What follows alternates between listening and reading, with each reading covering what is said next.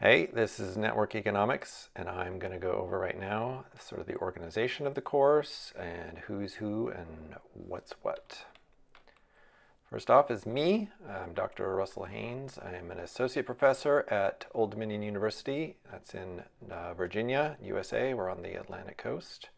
I'm also what's called a visiting international professor here at the School of Business Economics in the University of Münster. There's my webpage if you want to basically read some articles or see some little things about me. All right, the purpose of Network Economics. This course is here to introduce the basic concepts of networks, network studies. We're going to talk a lot about methodologies, approaches, basically how to do your own research involving networking. The course has, in some ways, a pretty quantitative approach to networks, and that's because that's what networks are like. And the themes of the course, the basic ones are going to be like how to make graphs, how that works for social networks. And we talk a lot about behavior in social networks. And we'll talk a lot about game theory, and then we'll make some models about how markets work, how populations work, and how the structure of networks affects sort of how various things happen.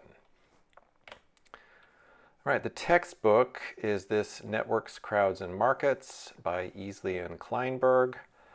It is a lovely book. If you buy it, it's definitely a very pretty book. I have a nice copy at my office here. It's also available online. There's the link there. The link is also in the syllabus if you look for that. So the organization of the class is organized based on what's called these days a flipped classroom. The idea of a flipped classroom is that rather than having me lecture first on topics and then have you do activities afterward that sort of cement the topics and stretch your thinking, instead, what you're going to be doing is working on your own to learn the basics of the topics, and then coming back to class to learn more in-depth ideas. So if you look actually at these sort of links here about flipped classroom, it's not going to be exactly like those. It's sort of my own version of it. In some ways we can adapt it as you need to learn what you need to know. That's sort of the idea here. So what we're doing here is, I guess the basic idea is to make sure you're reading and thinking about what's going on, and that when you come to class, you're ready to talk at a basic intelligent level about the topics.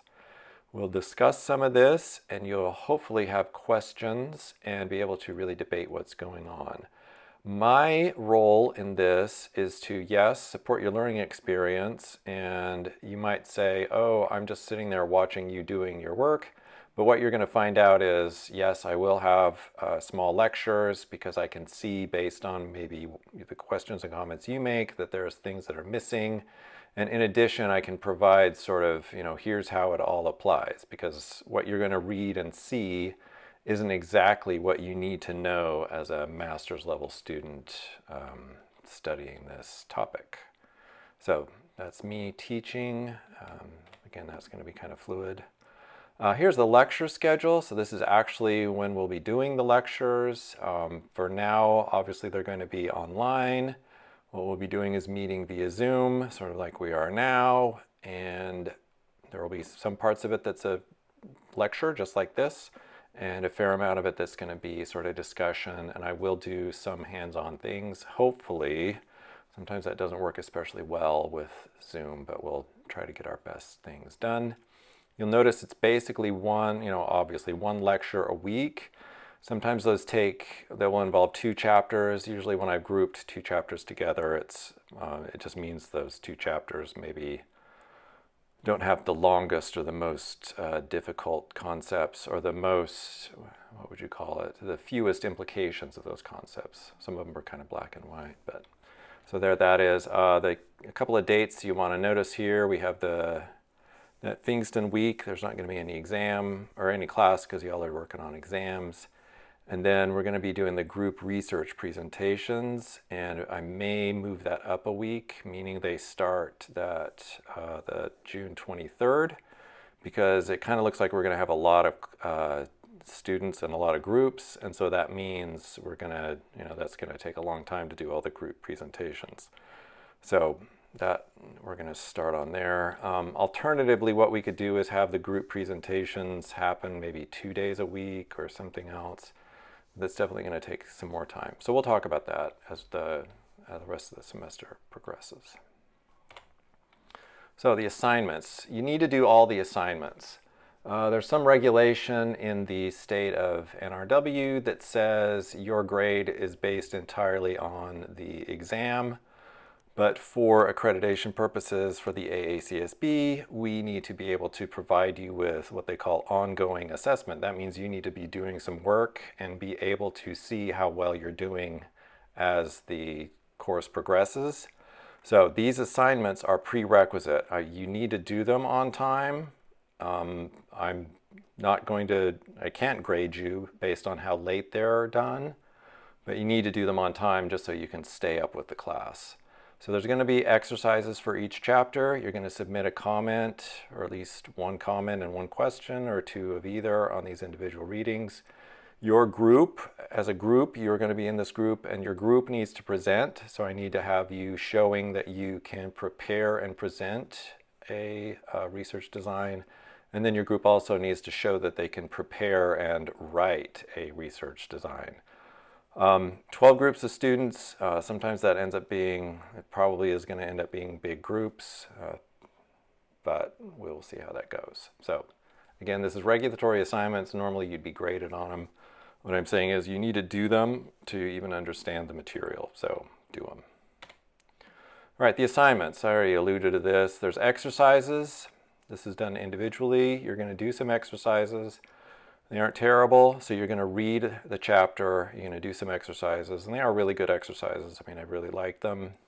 And then I want you to be thoughtful about your assigned reading. In some ways, I want you to be thinking ahead of how you're going to apply this in a research context, or, what are the implications of this for the broader society, or, that kind of things. Maybe contradictions you see, anything like that. Just any good comment, something insightful is what I'd like to see. The research design, these are super short, 10 to 15 slides. I don't want you to go over 15 minutes with these. I'd like to have the group presentations be about 15 minutes with about 5 minutes for me to give sort of feedback. And then finally, the report on the research design. This is actually a lot shorter than I normally do because of the way this semester is actually kind of shorter, and normally that would be a lot longer. But this is partly to adapt to this shorter semester and the current circumstances we're in. So it'll be a little different than it was in previous semesters, just so you know. All right, the research design. This is what I want. This is sort of the main goal of the class, is for you to be able to read networking and really think about social networks and how this works, and to be able to apply it to a real life situation and basically provide value in that. So these are the basic components of a research design. Like, identifying the problem, that's a big thing. You need to make sure you know exactly what you want to study, and you're also needing to understand there's other ways of doing this study, and being able to say, why is the way I'm choosing really worthwhile? Then I need you to look around. That's the reviewing and synthesizing published literature. Look at published academic articles, and maybe even articles in the newspaper that say, what has been done on this problem before, because you're trying to see, what are you adding here? Then we need to have measurable hypotheses, and then you're going to describe the data you're going to use, and you're going to describe how you're going to analyze the data, once you get it. At that point, you're stopping. So your design here, this is a proposal. You're not going to actually do the research. So groups, like I said, 12 groups. There's a link on LearnWeb already, and you just pop into there, make sure your name and email address is on that list. I'm going to, it should have a list of all the people in the whole class there, and that needs to be done by April 28th. So, get going on that. You get to pick your own team member. If your group is smaller, basically divide the number of people in the class by 12. If your group is exactly that, then you can say, okay, my group is full. If your group is less, then you need to add someone into it. I don't want you to go more. So for a class of 60, 12 groups maximum means everybody should have 5 people exactly. I don't want any 6s and I don't want any 4s. So, you guys know how to do the math. If it's somewhere between 5 and 6, then yeah, maybe you can say, oh, I'm only, I'm going to stick with 5, or hey, is it okay if we go with 6? That's, you all make that decision. I need 12 groups maximum and I need them to be basically the same size. All right, the assignment schedule is as shown here. These match the due dates in LearnWeb, and like I said, on June 28th, where it says the group presentation scheduling, that might have to be moved up to a week before, and we will see how that goes, what you all want to do if there's actually going to be 12 groups. Marking, so how are we going to assign the grades? Like I said, the regulations require us right now at least to have your grade based on the written examination. But we are allowed by that to make sure you do your assignments. So do your assignments and do them on time so I can at least see them and comment on them. And then again, those all need to be done before you sit for the exam. Those of you, you might get to the end of the semester and decide you're going to do the exam late. That's happens, and that's, the same deal. All the assignments need to be done in order for you to sit for the exam. All right, so this stuff is going to be, there's going to be lots of announcements on LearnWeb, so make sure you're connected to that. If you have a direct question for me, this is my normal sort of academic address. I do have a Uni Munster address. It's haynes@unimunster.edu, and it totally works, and I get the messages. But I don't know, for whatever reason, they don't let me mail from here where I'm sitting, and that's fine. So if you send me an email or if you post something on LearnWeb, I will respond from rhaynes@odu.edu. If you have a question, by the way, that might be useful for someone else to answer, I would appreciate it if you would post it on LearnWeb in the discussion forum, and that way everybody can see it, so they can see, their question might have already been asked, and they just look there. They don't have to wait for me to respond. All right, now, so that was the organization of the class. Let's go over some of the basic vocabulary and concepts. This is basically chapter 1 of that book. I don't actually require you to read chapter 1, but you might. It's interesting enough, but I just want to get past some of the very, very basic vocabulary like we would be talking about, obviously, the first lecture, and here we are. So the first thing, what are we doing here? This is the idea of studying or using networks to study phenomena. Social networks, you've probably heard of this. We describe a social network as the social ties among friends, etc. Information networks, this might be what we call the quote media, and that would be, information used to be that we obtained network by watching TV. We obtained information by watching or reading the newspaper, that sorts of things. But now we know, there's lots of different ways to get information. There's computer networks, that's things like, switches and routers and, firewalls, all the stuff that makes networks running. And there's tons and tons of examples. I've listed just a few more. Financial networks, supply chain networks we'll get into. Advertising networks is a big thing online. Obviously there's things like terror networks. So networking is all over the place, and that's what we're studying. So what is a network? The basic definition. That's any collection of objects in which some pairs of these objects are connected via links. That applies, like I teach computer networking also, and that fully applies to computer networking. Here we're going to talk mostly, pretty much all, about information and social networks. We will have a fair amount on exchange networks, but that's the idea there. So the objects are paired together and connected via links. We're going to talk about that there's different forms of objects, and we're going to talk about how the relationships are used to define the links. Those are topics for later chapters. So here's just an example. This is a social network within a karate club. I'd have to double check exactly what the link definition was. I think this was people going out to dinner together, but I may not exactly be right. But this person, or it's now a person is number 1 and person number 34 are the people who had the most basically links in the network, and that's why they're highlighted there. There's a few measures there where you can say this is the quotes, these are the quote centers of the network, and that's actually a bunch of math to that. We won't do all of the math, but some of the math. So there's a lovely social network and a karate club. Here's one that's links among political blogs, and here we've got the blue, this is in the United States, blue meaning they're Democrat, and red meaning they're Republican, and how they're linked together. One of the things I want to note here is the whole structure of this diagram is determined by the person who made the diagram. And so they felt like it was important to split the network in two with, red and blue. You can also see, though, there's some sort of blue linked in with the red and some reds linked in with the blue. But, somehow they've gotten this thing to sort of pool together as being Democrats and Republican-leaning blogs. So that's lovely. I guess this would be each circle there, or each dot is probably a different page. And I would guess the size of the dots, I'd have to read that chapter again. I guess the size of the dots is probably the number of incoming links.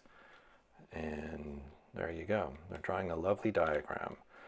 So the network graph itself is a model of how things are connected. Here it says who is linked to whom, but it's how is each object linked to each other object. If you look at these graphs, they give a researcher a very impressive looking picture. So if you think about the one we just showed of the different blogs, wow, that is fantastic. It looks like a great thing. The thing about just showing a picture is it doesn't really help anyone unless you can say, what does this network have to do with the behavior of people in it? So we usually are going by two different approaches here in terms of adding value. We want to be able to one way we can add value to people is create a map of the structure of a network, and we can show people how the structure of that network can either constrain or determine people's behavior. And this, for example, is one way Facebook is making a ton of money by selling advertisements, because they can, using advertisements and the structure of their network, they can show, you're going to be able to sell more, whatever you're selling, vitamins, I guess. You also have sort of the flip side of that. That is, the behaviors themselves create a network as the behaviors are enacted. And so we can say here, given a certain behavior, we as a network analyst can say these behaviors would create this certain structure of a network. Okay, so social science researchers, this is what we are in business. We are going to do a social network analysis, and we want to link individual behaviors to even, just structural networks, and then broader social outcomes. One of the big powers of network analysis is to say how behavior at the individual level can be magnified. Well, not magnified. We can model behavior at the individual level, model that behavior across multiple individuals, and come up with a broader social result. So it may be, if we're talking about, as we switch from MySpace to Facebook, we can actually look at how the individual behaviors with respect to making the decision whether to stick with MySpace or move to Facebook, adding those up over millions and millions of people led to now we have Facebook as a giant thing, and MySpace is more or less gone. We can also talk about sharing of news stories. So we can talk about how an individual is going to make a decision about sharing a news story or a meme. Those sharings are going to sort of what you call it cascading through the network. And then that can have a broader social outcome. It might influence an election, et cetera, et cetera. And then now we have, right now, obviously, the contagion of viruses. That is, individuals making choices of who they interact with and how closely they interact are now going to decide, how quickly a virus sort of moves through a population. So again, the huge thing about network analysis is we're linking individual behavior at the micro level to all the way, all through various levels, all the way up to the broad social outcomes at the macro level of what's going to happen to the society as a whole. So the central themes of this course are, we're going to start with graph theory, basically how we're describing networks. And again, a network is going to predict, we're going to use that to predict how the information flows, or we might predict that the network itself is going to change, as an example. We're also going to talk about game theory. Some of you might have already talked about this, maybe at your bachelor level, or you might talk about it in another class, but we need to make sure everyone has a baseline understanding of game theory, because what we're doing in social networks is, people or objects linked in a network, in this case people, are choosing how to act based on how they think, or how that outcome, how their action is going to be reflected in other people. So that, for example, can predict, whether a link is going to form or whether it's not going to form. So over the course of the semester, by the time we're done, it's going to get pretty complicated. So we have some basic ideas here, and they're going to move to really big stuff. All right, so are there any questions? And I'm just going to stop this here and have some questions.